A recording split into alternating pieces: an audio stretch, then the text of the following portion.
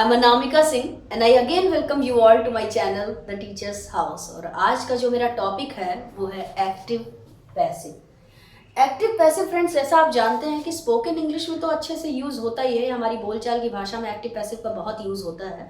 साथ ही साथ हमारे एकेडमिक्स में, हमारे स्कूल डेज में भी बहुत ज़्यादा यूज़ होता है। मेरे ख्याल से 6ठी 7वीं 6 7 क्लास से हमारे सिलेबस में आ जाता है एक्टिव पैसिव और हाई स्कूल इंटर तक रहता है।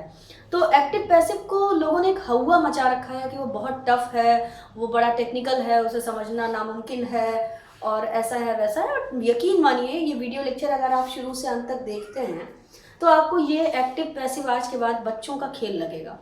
तो स्टार्ट करते हैं, टाइम वेस्ट नहीं करेंगे। देखिए एक्टिव क्या होता है और पैसिव क्या होता है। पहले ये सब एक्टिव पैसिव को एक दूसरे में कन्वर्ट करना, एक्टिव से पैसिव, पैसिव से एक्टिव बनाने के पहले हमें ये पता होना चाहिए एक्टिव होता क्या है और पैसिव होता क्या है। उसके बाद हम जानेंगे कि एक्टिव को पैसिव में और पैसिव को एक्टिव में हम कैसे चेंज करेंगे। तो देखिए, किसी भी सेंटेंस का एक्टिव सेंटेंस होने के लिए कुछ बातों का होना बहुत ज़रूरी है। जैसे सबसे पहले ये देखिए एक्टिव सेंटेंस है। एक्टिव सेंटेंस का होने के लिए उसमें ये चीज़ें होना बहुत ज़रूरी है। पहली चीज़ सब्जेक्ट। सब्जेक्ट के बिना वो एक एक्टिव सेंटेंस नहीं कहलाएगा। उसके बाद उस सेंटेंस में आने वाली जो मेन वर्ब होती है, जो क्रिया है, वो उसका होना भी ज़रूरी है। और तीसरी चीज़ ऑब्जेक्ट। ऑब्जेक्ट का होना भी यहाँ पे ज़रूरी है। एक काम को करना, यानी काम को जो व्यक्ति कर रहा है उसका होना ज़रूरी है, जिस काम को कर रहा है उसका होना ज़रूरी है और उसका प्रभाव जिस पे पड़ रहा है उसका होना भी ज़रूरी है। अगर ये तीनों कंटेंट किसी सेंटेंस में हैं तो आप ये मान के चलिए कि ये सेंटेंस एक्टिव सेंटेंस है।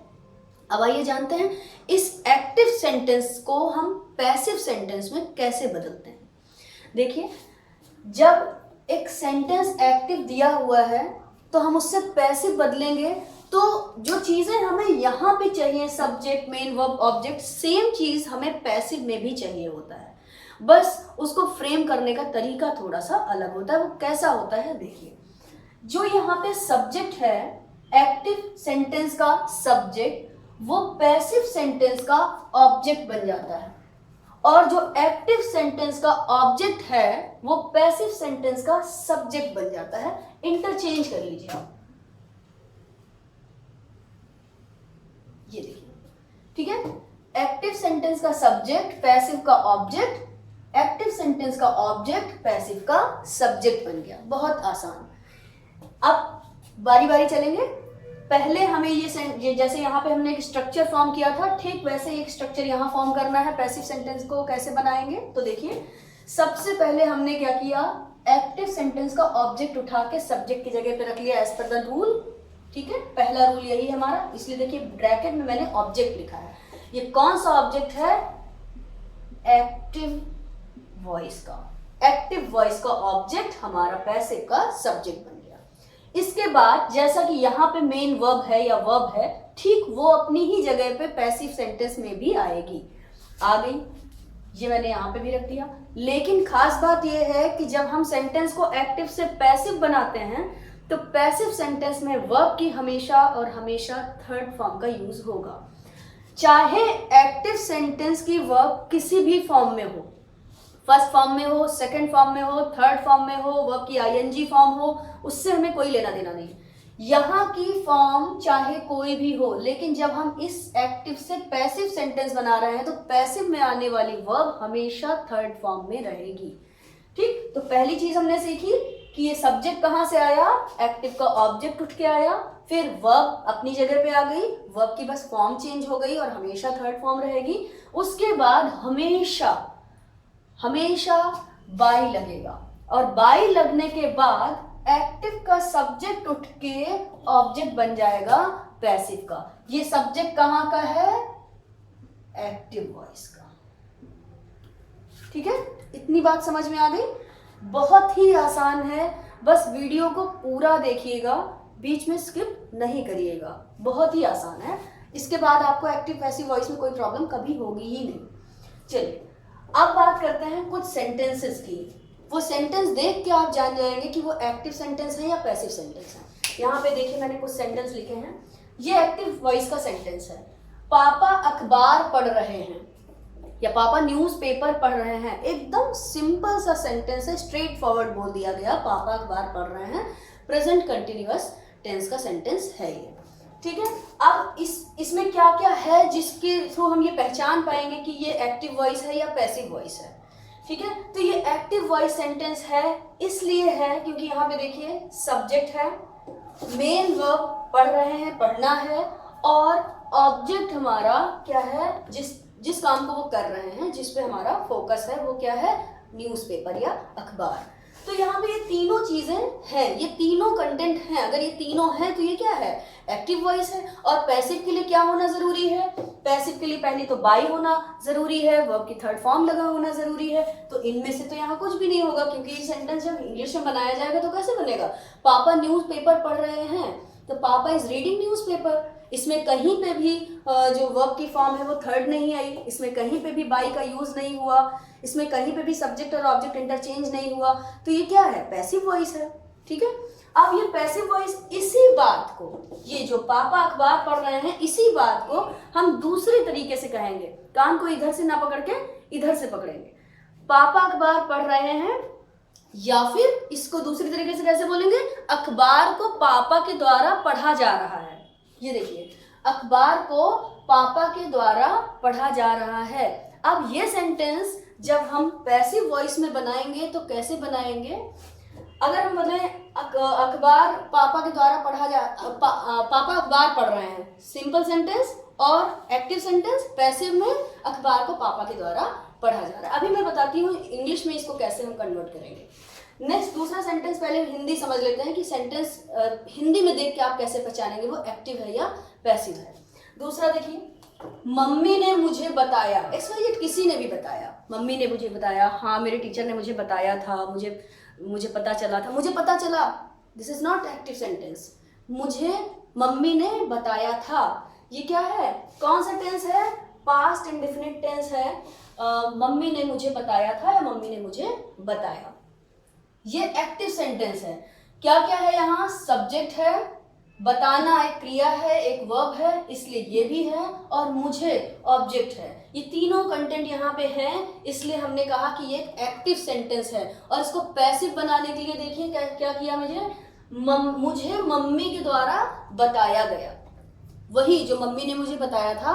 अब हम इसको दूसरे तरीके से कह रहे हैं, मम्मी के द्वारा मुझे बताया गया, ठीक है। तो सेंटेंस को बात करने का तरीका अलग हो गया। अब देखिए यहाँ पे द्वारा लग गया, जब ये बनेगा तो वर्ब की थर्ड फॉर्म के साथ बनेगा, और अंडरस्टूड है कि ये पैसिव वॉइस है। नेक्स्ट, मैम ने मुझे जाने दिया, मैम ने मुझे जाने दिया, पुलिस ने मुझे जाने दिया, पापा ने मुझे नहीं जाने दिया। तो ऐसे सेंटेंस हम लोग कैसे बोलते हैं, डायरेक्ट। ये कौन सा सेंटेंस है, एक्टिव सेंटेंस। इनको घुमा के कहिए, घुमा के कहेंगे, मुझे मैम के द्वारा जाने दिया गया। द्वारा लगते ही आप समझ जाना कि ये पैसिव वॉइस है।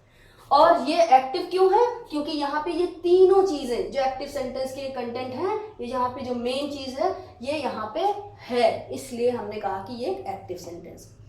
अच्छा, इतना तो आप समझ गए कि एक्टिव सेंटेंस क्या होता है, इन तीन चीजों का होना। पैसिव सेंटेंस क्या होता है, यानी कि एक्टिव से हम पैसिव सेंटेंस कैसे बनाते हैं, इस फॉर्मूले के थ्रू, ऑब्जेक्ट को सब्जेक्ट की जगह, सब्जेक्ट को ऑब्जेक्ट की जगह वर्ब की थर्ड फॉर्म लगा के, बाई लगा के, ये आपको समझ में आ गया। अब बात आती है कि किस तरह के सेंटेंसेस होते हैं जिनको हम एक्टिव से पैसिव में बदलते हैं या कन्वर्ट करते हैं। तो देखिए यहाँ पे मैंने कुछ बातें लिखी हैं। पहला होता है टेंस। टेंस कितने होते हैं, 3, प्रेजेंट, पास्ट और फ्यूचर, और उन सब के 4 सब पार्ट्स होते हैं। तो कितने हो गए, 12 टेंसेस होते हैं। उन टेंसेस का हर एक टेंस के हर एक सेंटेंस का एक्टिव हम पैसिव में बदल सकते हैं। दूसरी बात, मॉडल वर्ब्स। तीसरा, लेट। नेक्स्ट, इंपेरेटिव सेंटेंसेस, और नेक्स्ट इन्फिनेटिव सेंटेंसेस। इन सब की बात मैं करूंगी बारी बारी। हो सकता है इस वीडियो में मैं सिर्फ टेंस की बात करूं, क्योंकि ये ऑलरेडी बहुत लंबा टॉपिक है, तो एक ही वीडियो में इसको कनेक्ट कर पाना मुश्किल होगा। तो आज मैं इस वीडियो में सिर्फ बात करूंगी टेंसेस के एक्टिव पैसिव की। तो स्टार्ट करते हैं टेंस का एक्टिव पैसिव। लेकिन टेंस का एक्टिव पैसिव जानने के लिए, क्योंकि टेंस में ऑटोमेटिक इतने रूल्स होते हैं, तो टेंस का एक्टिव पैसिव जानने के लिए चार्ट यहाँ पे मैंने बना रखा है। देखिए, इस चार्ट का आपको समझना बहुत ज़रूरी है। हाँ, मैं एक बात बता दूँ, एक्टिव पैसिव समझने से पहले आपको टेंस का अच्छा नॉलेज होना बहुत ज़रूरी है। अगर अभी तक आपको टेंस में कोई प्रॉब्लम है, या आपको आता है बस आप कंफ्यूज हैं, या शुरू से ही पढ़ना चाहते हैं, तो मेरी प्लेलिस्ट है, आप जाके देखिएगा चैनल पे, प्लेलिस्ट है टेंस की, बॉक्सेस के नाम से मैं पढ़ाती हूँ। वहाँ पे आपको 12 वीडियोस मिल जाएंगे, आप बेहतर समझ पाएंगे। टेंस अगर समझ लिया आपने, टेंस का अच्छा नॉलेज है, तो एक्टिव पैसिव चुटकियों का खेल है। देखिए, टेंस कितने हैं यहाँ पे मैंने देखिए लिखा है, हर टेंस को मैंने बॉक्स में लिखा है, क्योंकि मेरा जो पैटर्न है पढ़ाने का, मैं जब अपनी क्लासरूम में पढ़ाती हूँ तो इन टेंस का नाम यूज़ नहीं करती, ये बॉक्सेस में पढ़ाती हूँ। लेकिन आप लोगों के लिए, क्योंकि आप अभी तक इन्हीं नामों से इनको जानते आए हैं, तो present indefinite tense box number 1, past indefinite box number 2, future indefinite box number 3, present continuous box number 4, past continuous box number 5, future continuous box number 6, present perfect box number 7, past perfect box number 8, future perfect box number 9। यहाँ पे थोड़ा space कम था, इसलिए मैंने इसको इधर shift कर दिया है। Box number 10, present perfect continuous, next past perfect continuous box number 11 and future perfect continuous box number 12। यानी कि 12 बॉक्सेस या 12 टेंस हैं।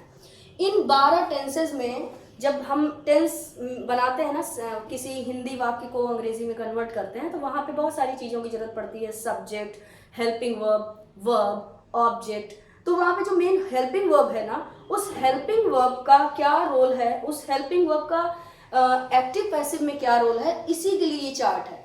तो देखिए, ये जो प्रेजेंट इंडेफिनिट टेंस है, इसकी जो पहचान होती है, ता है, ती है, ते है। जैसे राम जाता है, ऐसे सेंटेंसेस को जब हम बनाते हैं तो वहाँ पे जो हेल्पिंग वर्ब यूज होती है वो होती है डू या डज।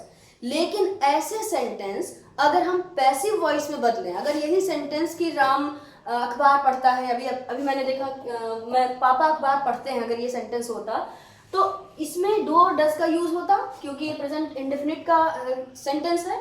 अगर डू और डज का यूज होता और इसको हम पैसिव में चेंज करते, तो डू और डज किस में चेंज हो जाता, इज, एम या आर में। इज लगेगा या एम लगेगा या आर लगेगा, ये डिपेंड करेगा उस पर्टिकुलर सेंटेंस के सब्जेक्ट पे। अगर सेंटेंस सिंगुलर है तो इज, अगर सेंटेंस में जो सब्जेक्ट है वो आई है तो एम, और अगर सब्जेक्ट प्लूरल है या यू है तो वहां पे आर का यूज होगा। नेक्स्ट, पास्ट इंडेफिनिट या बॉक्स नंबर 2, यहाँ पे जो हेल्पिंग वर्ब यूज होती है टेंस में, वो डिड का यूज होता है। और जब हम डिड वाले सेंटेंसेस को या पास्ट इंडेफिनिट वाले सेंटेंसेस को पैसिव वॉइस में चेंज करते हैं, तो डिड कन्वर्ट हो जाता है किसमें, वॉज या वर में। वॉज कहाँ, वर कहाँ, सिंगुलर के साथ वॉज, प्लूरल के साथ वर, और यू के साथ भी वर। नेक्स्ट, बॉक्स नंबर 3 या future indefinite tense. Future indefinite में विल का यूज होता है, और जब हम इस मतलब एक्टिव सेंटेंसेस में विल का यूज होगा और हम इसका पैसिव यूज करेंगे तो क्या होगा, विल कन्वर्ट हो जाएगा विल बी में। Next, box number 4, present continuous tense. इसकी जो आइडेंटिफिकेशन है क्या होती है, रहा है, रही है, रहे हैं। और इसमें जो हेल्पिंग वर्ब यूज होती है इज, एम या आर। इज, एम, आर अगर सेंटेंस के एक्टिव सेंटेंस में है, यानी कि वो प्रेजेंट कंटिन्यूअस टेंस है, और इसको जब हम पैसिव में बदलेंगे तो इज, एम, आर के साथ बीइंग का यूज होगा। अभी मैंने बता दिया इज, एम, आर का यूज कहाँ होता है। नेक्स्ट, बॉक्स नंबर 5, रहा था, रही थी, रहे थे। यहाँ पे जो हेल्पिंग वर्ब यूज होती है वॉज या वर होती है, और जब हम वॉज या वर वाले सेंटेंसेस को पैसिव में चेंज करेंगे तो वॉज, वर के साथ बीइंग का यूज होगा, वॉज बीइंग या were being. Next, box number 6, रहा होगा, रही होगी, रहे होंगे, future continuous tense. Future continuous tense में विल बी हेल्पिंग वर्ब का यूज होता है।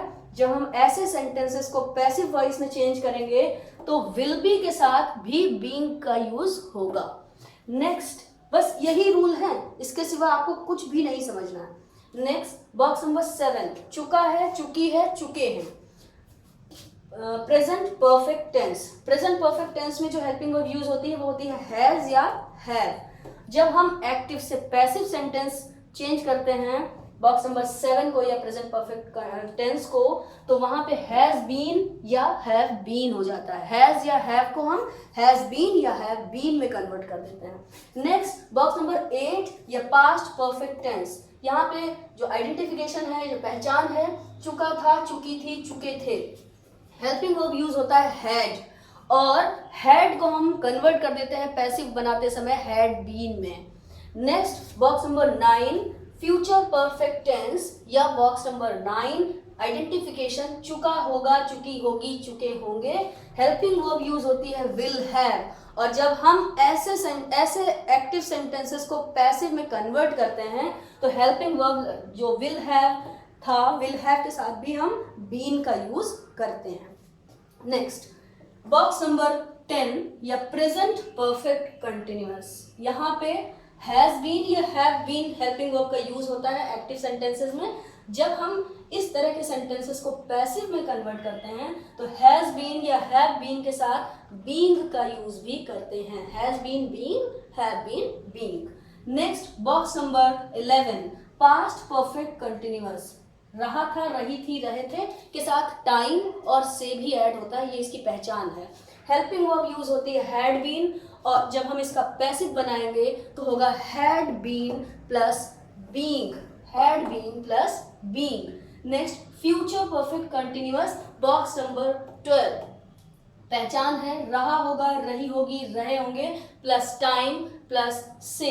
हेल्पिंग वर्ब यूज होती है विल हैव बीन, और जब हम इस तरह के सेंटेंसेस को पैसिव में बदलेंगे तो विल हैव बीन के साथ भी बीइंग का यूज होगा। तो ये चार्ट एक बार आप स्क्रीनशॉट ले सकते हैं, आप अपने पास हमेशा रख सकते हैं। तो अगर ये चार्ट आप, और कुछ याद करने की, रटने की जरूरत नहीं होगी। जब आप सेंटेंसेस बनाने लगेंगे तो ट्रस्ट करिए बस कि आप जब 8-10 सेंटेंसेस 20 सेंटेंसेस बना लेंगे ना तो ये ऑटोमेटिक आपको याद हो जाएगा। इसको रटने की जरूरत बिल्कुल भी नहीं है, बस बशर्ते आपको टेंस अच्छे से आते हैं। ये अगर अच्छे से आता है, ये तभी आएगा जब आपको टेंस अच्छे से आएगा। अगर टेंस अच्छे से आते हैं तो इसको आप फटाफट चेंज कर लेंगे, बहुत जल्दी से आप एक्टिव से पैसिव को कन्वर्ट कर लेंगे। तो अब बात होती है कि ये चार्ट आपके सामने आ गया है। इसके बाद हम एक एक करके टेंस वाले जो सेंटेंसेस हैं इनको एक्टिव से पैसिव में कन्वर्ट करना शुरू करते हैं। तो चलिए शुरू करें। और पहला सेंटेंस है she plays chess. She plays chess ये एक एक्टिव सेंटेंस है। इस एक्टिव सेंटेंस से हम पैसिव बनाएंगे। कैसे बनाएंगे देखिए, क्या यहाँ पे सब्जेक्ट, मेन वर्ब और ऑब्जेक्ट है? अगर ये है तो एक एक्टिव सेंटेंस है और इसका पैसिव बन सकता है। तो देखिए सब्जेक्ट है शी, मेन वर्ब है प्ले और ऑब्जेक्ट है चेस। यानी कि जो वर्ब है उसका प्रभाव किस पे पड़ रहा है? चेस पर, और चेस का प्रभाव किस पे पड़ रहा है? प्ले पर। इन दोनों का एक दूसरे पे इम्पैक्ट पड़ता है। तो देखिए शी प्लेज चेस, वो चेस खेलती है, शतरंज खेलती है। अब इसको हम पैसिव बनाएंगे इसके थ्रू। ये जो मैंने यहाँ पे एक स्ट्रक्चर आपको लिखा है, इस स्ट्रक्चर के थ्रू बनाइए, बहुत आसानी से बन जाएगा। देखिए ऑब्जेक्ट क्या है यहाँ पे? चेस। इसको उठा के आप सब्जेक्ट की जगह रखिए, यानी एक्टिव का ऑब्जेक्ट पैसिव का सब्जेक्ट बनेगा, तो चेस। उसके बाद ये प्रेजेंट इंडेफिनिट टेंस है। प्रेजेंट इंडेफिनिट टेंस में चूंकि इसका हिंदी में मतलब क्या है? वह चेस खेलती है, वह शतरंज खेलती है। ता है, ती है, ते है। प्रेजेंट इंडेफिनिट टेंस या बॉक्स नंबर 1। यहाँ पे जो हेल्पिंग वर्ब लगती है वो डू या डज लगती है। चूंकि ये एक सिंपल सेंटेंस है, अफर्मेटिव सेंटेंस है, इसलिए यहाँ से डू और डज को रिमूव किया जा सकता है। यहाँ पे सीधे शी डज प्ले चेस की जगह हमने शी प्लेज चेस लिख दिया है। अब यहाँ पे शी प्लेज चेस का मतलब यहाँ पे डज रहा होगा। डू और डज, अभी मैंने जो चार्ट बताया वहां पे डू और डज को हम जब पैसिव वॉइस में ले जाते हैं तो इज, एम या आर में कन्वर्ट कर देते हैं। अब यहाँ पे इज, एम या आर में कुछ लगेगा, क्या लगेगा वो डिपेंड करता है कि सब्जेक्ट क्या है। सब्जेक्ट यहाँ पे चेस है, तो यहाँ पे चूंकि सिंगुलर सब्जेक्ट है इसलिए इसके साथ इज लगा, तो सब्जेक्ट हो गया। फिर वर्ब, हेल्पिंग वर्ब हमने इज लगा ली, इज लगाया क्योंकि बॉक्स नंबर 1 है, प्रेजेंट इंडेफिनिट टेंस है। डू और डज को रिमूव किया है पैसिव बनाने के लिए और उसकी जगह पे इज का यूज किया है।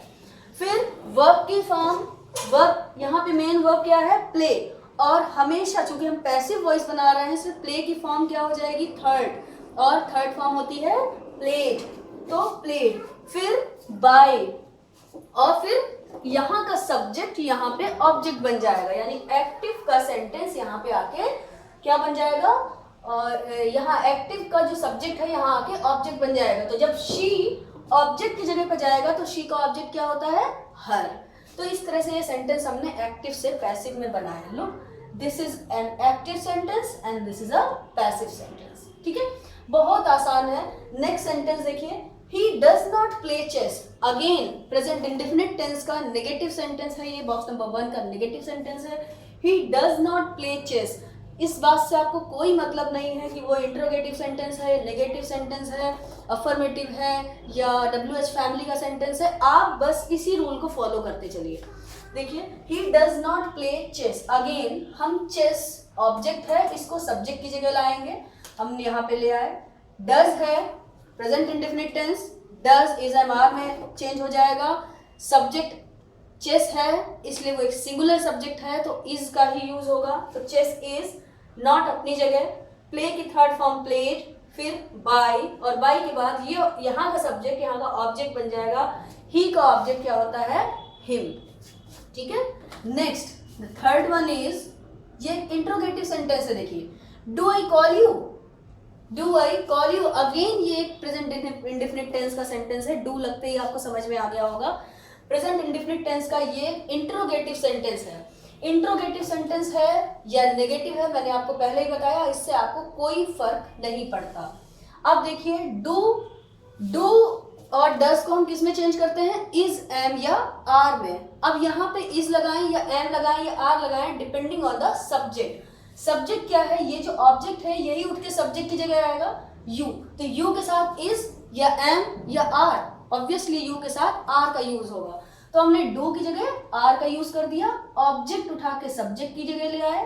कॉल का थर्ड फॉर्म कॉल्ड हो गया, फिर बाई का यूज किया, और फिर आई यहाँ का जो सब्जेक्ट है इसको हम ऑब्जेक्ट की जगह ले आए तो आई का मी हो गया। आर यू कॉल्ड बाय मी। देखिए, ये एक एक्टिव सेंटेंस और ये एक पैसिव सेंटेंस। नेक्स्ट, अगेन एक एक्टिव सेंटेंस है हमारे सामने। Rama was singing a song. Rama एक गाना गा रही थी। कौन सा टेंस है ये, पास्ट कंटिन्यूअस टेंस है, बॉक्स नंबर 5। कैसे, अब देखिए यहाँ पे ये सब्जेक्ट है, ये ऑब्जेक्ट है। ऑब्जेक्ट को आप सब्जेक्ट की जगह ले आइए, अ सॉन्ग।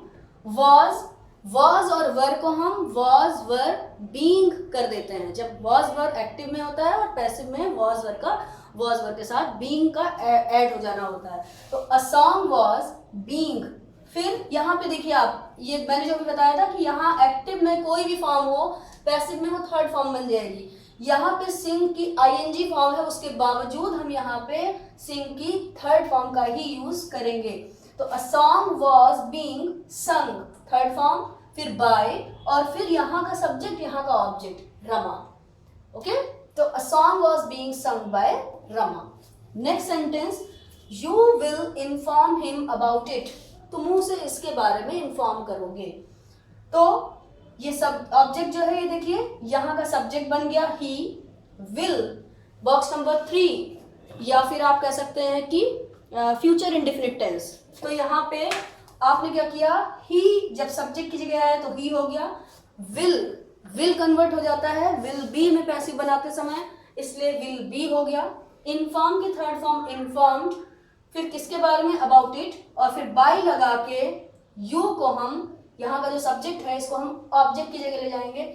और मजेदार बात है यू के बारे में कि यू सब्जेक्ट की जगह पे भी यू होता है और यू ऑब्जेक्ट की जगह पे भी यू ही होता है। Next, he will be informed about it by you. Next, I have watched this video, box number 7, या present perfect tense। अब यहाँ पे देखिए ऑब्जेक्ट है दिस वीडियो, इसको उठा के आप सब्जेक्ट की जगह लाइए। दिस वीडियो, हैज या हैव को हम कन्वर्ट करते हैं हैज बीन या हैव बीन में। यहाँ पे दिस वीडियो एक सिंगुलर सब्जेक्ट है इसलिए हैव का यूज नहीं होगा, हैज का यूज होगा। This video has been, has और हैव को हैज या हैव बीन में कन्वर्ट कर देते हैं। तो this video has been watch की थर्ड फॉर्म वॉच्ड, लेकिन यहाँ पे इत्तेफाक है कि देखिए पहले भी जो टेंस यूज हुआ है वहाँ पे वर्ब की थर्ड फॉर्म है, लेकिन हमें उससे कोई खास फर्क नहीं पड़ता। तो this video has been watched और फिर बाई लगा के सब्जेक्ट को हम ऑब्जेक्ट की जगह पे लाएंगे, आई का मी हो जाएगा। Next, why did she call you, उसने तुम्हें कॉल क्यों की। नेक्स्ट, ये एक्टिव सेंटेंस है, इसका पैसिव बनाना है और ये WH फैमिली का सेंटेंस है, कोई फर्क नहीं पड़ता, परेशान होने की जरूरत नहीं कि WH का फैमिली का सेंटेंस है तो हम इसे कैसे पैसिव में बनाएंगे। देखिए बहुत आसानी से बनाएंगे। वाई, क्योंकि WH फैमिली की जो सेंटेंसेस हैं उनके साथ हम कोई डिस्टर्बेंस नहीं करते हैं, वो अपनी ही प्लेस पे रहते हैं, तो हमने वाई लिख दिया। अब ये डिड लगा है क्योंकि ये पता है कि जो भी क्वेश्चन वर्ड्स होते हैं व्हाट, whom या वेयर, हाउ, इन सब के जस्ट बाद एक हेल्पिंग वर्ब ही आती है। तो डिड ये कहाँ का है, पास्ट इंडेफिनिट टेंस का सेंटेंस है। पास्ट इंडेफिनिट टेंस में डिड का यूज होता है और डिड को जब हम पैसिव में ले जाते हैं तो वहां पे वो वॉज या वर में कन्वर्ट हो जाता है। तो यहाँ पे वाई वर क्यों यूज किया, क्योंकि यहाँ का ऑब्जेक्ट है यू और ये ऑब्जेक्ट ही यहाँ का सब्जेक्ट बन जाएगा और जो हेल्पिंग वर्ब लगती है अकॉर्डिंग टू द सब्जेक्ट लगती है, तो यू के पहले वर लगेगा। तो वाई वर यू, फिर थर्ड फॉर्म कॉल्ड और फिर बाई लगा के सब्जेक्ट को एक्टिव के सब्जेक्ट को हम पैसिव का ऑब्जेक्ट बनाएंगे और एक्टिव का सब्जेक्ट है शी, तो ये पैसिव का ऑब्जेक्ट बन जाएगा हर। तो ये रहे sentences. Next, how much does she love her son, वो अपने बेटे से कितना प्यार करती है। देखिए ये एक एक्टिव सेंटेंस है और ये भी एक WH फैमिली या क्वेश्चन वर्ड का सेंटेंस है, इसे पैसिव में कैसे बनाएंगे।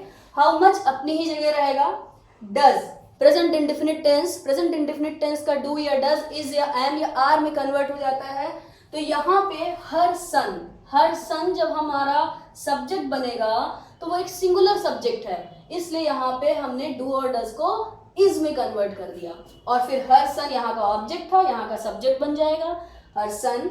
लव, वर्ब क्या है, लव की थर्ड फॉर्म लव्ड, फिर बाय और फिर शी यहाँ का सब्जेक्ट था, यहाँ का ऑब्जेक्ट बनेगा। जब ऑब्जेक्ट बन जाता है शी तो वो हो जाता है हर।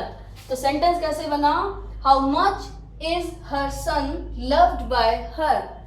Next, Rohan will have met Ramesh by the noon. Rohan मिल चुका होगा रमेश से दोपहर तक। तो रमेश ये ऑब्जेक्ट है, ये सबसे पहले आप सब्जेक्ट में ले आएंगे। रमेश विल हैव को हम लोग किस में कन्वर्ट करते हैं, विल हैव बीन में। वो चार्ट ध्यान में रखिएगा, विल हैव बीन। मेट ऑलरेडी यहाँ पे थर्ड फॉर्म है, हम फिर से थर्ड फॉर्म लगाएंगे, फिर बाय लगा के यहाँ का सब्जेक्ट यहाँ का ऑब्जेक्ट बना देंगे बाय रोहन। और ये बाय द नून तो एक अलग क्लॉज है, वो अलग से लगा हुआ, उसका सेंटेंस से कोई लेना देना नहीं है। Next, I did not do it believe me, मैंने ये नहीं किया है, मेरा विश्वास करो। अब देखिए यहाँ पे ये पूरा सेंटेंस तो है I did not do it, इसका तो टेंस से लेना देना है, लेकिन बिलीव मी ये एक अलग बात कही उसने, एक अलग क्लॉज है, उस सेंटेंस से ऐड है, उससे एसोसिएटेड है, बट उस सेंटेंस में उसका टेंस से कोई लेना देना नहीं है। तो जो हम चेंज करेंगे एक्टिव से पैसिव वो सिर्फ इतने का ही करेंगे। तो I did not do it, subject क्या, ऑब्जेक्ट यहाँ पे क्या है, इट, ये यहाँ का सब्जेक्ट बन गया इट। डिड किस में चेंज हो गया, वॉज में। नॉट होगा नहीं क्योंकि निगेटिव सेंटेंस है। फिर डू एक मेन वर्ब है, डू की थर्ड फॉर्म डन होती है, डन। फिर बाय लगा के आई को ऑब्जेक्ट प्लेस पे ले जाएंगे तो आई का मी हो जाएगा। नेक्स्ट सेंटेंस देखिए, ये आने वाले जो 4 सेंटेंसेस हैं, कहा जाता है जनरली कि इनके पैसिव वॉइस नहीं बनते या इनके पैसिव वॉइस नहीं बनाए जाते। मैं ये तो मानती हूँ कि इनके पैसिव वॉइस नहीं बनाए जाते, लेकिन मैं ये नहीं मानती कि इनके पैसिव वॉइस नहीं बन सकते, क्योंकि ज़रूरत हो सकती है और हम जब हमें ग्रामर आती है तो हम अकॉर्डिंगली बना भी सकते हैं। तो देखिए कैसे, बहुत आसान है, कुछ भी ऐसा नहीं है। देखिए, she has been asking you since morning, वो तुमसे सुबह से पूछ रही है। कैसे बनाएंगे हम, यू ऑब्जेक्ट है, यहाँ पे सब्जेक्ट की जगह आइए यू।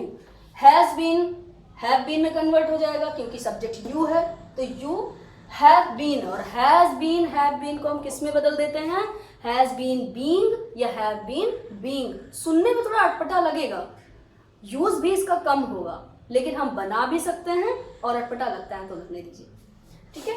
तो यू, हैज का हैव हो गया according to subject, been being, third form क्या है आस्क की, आस्क्ड, बाय, शी ऑब्जेक्ट में जाएगा तो हर, और सिंस मॉर्निंग तो पहले से ही लगा है। तो कैसे बोलेंगे इसे, you have been being asked by her since morning. Next, she will be opening the अलमीरा एट दैट टाइम, वो उस समय अपनी अलमीरा खोल रही होगी। तो ऑब्जेक्ट क्या है, द अलमीरा, द अलमीरा will be being, will be being, the almirah will be being opened, opening का opened at that time, उस समय, by her क्यों हो गया, क्योंकि यहाँ पे she है और she जब ऑब्जेक्ट के प्लेस पे जाता है तो her हो जाता है। Next, he had been preparing for exams for months, वो एग्जाम्स की तैयारी कई महीनों से कर रहा है।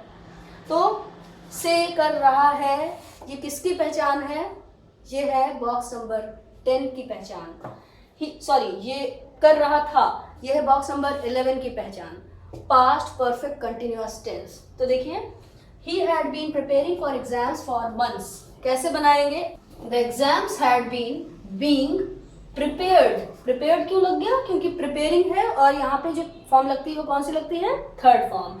बीइंग प्रिपेयर्ड, बाय लगाया और बाय लगाने के बाद सब्जेक्ट ही था, ही को हम ऑब्जेक्ट की जगह पे ले जाएंगे तो वो क्या हो जाएगा, हिम।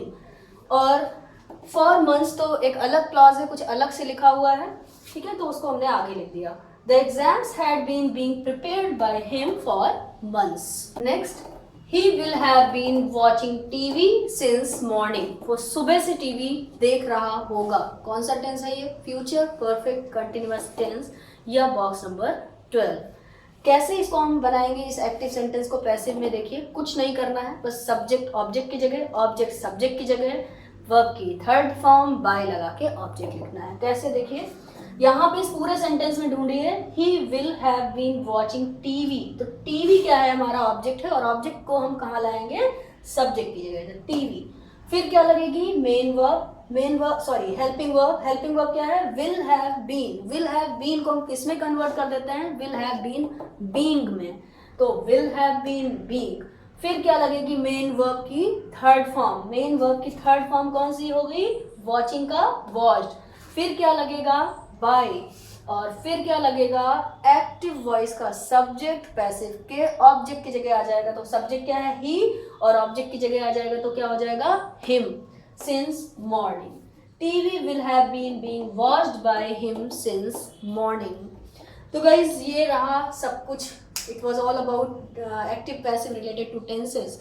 अगर आपको कोई भी प्रॉब्लम है अभी भी, या कोई भी क्वेरी है आपकी टेंस के एक्टिव पैसिव से रिलेटेड, तो आप मुझे कमेंट सेक्शन में कमेंट कर सकते हैं, I will definitely reply. And channel को पसंद आया हो और आप चैनल पे नए हो तो आप इसको सब्सक्राइब कर लीजिए, वीडियो को लाइक करिए, दोस्तों के साथ शेयर करिए। Thank you so much.